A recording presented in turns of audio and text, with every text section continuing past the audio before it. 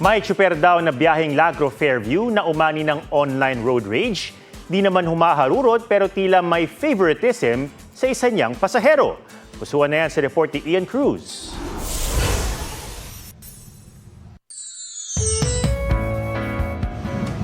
Ayun na aking darling. Hello.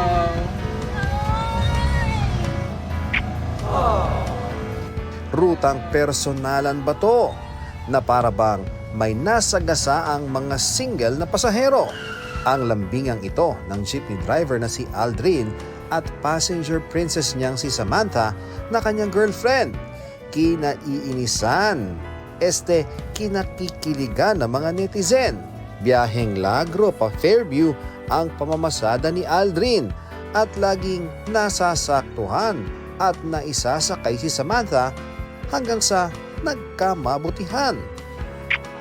Ang pasahero naging hatid sundo na, literal na pumapara para pala sa isa't isa. Pero ang netizens tila na alarma. Kaya pala hindi ako pinasakay kanina nung pumara ako. Tapos, pag kami lang ang nag-iisang pasahero, ipapasa kami sa iba. Unfair! Panawagan ng mga single, Itaas ang presyo ng diesel! Yes to jeepney face up! Yes to jeepney face up! pero biro lang yan. Paano daw ba kasi sila sasakay ng jeep kung mahal na nga ang pamasahe, di pa afford ang lambing? Ian Cruz, GMA News.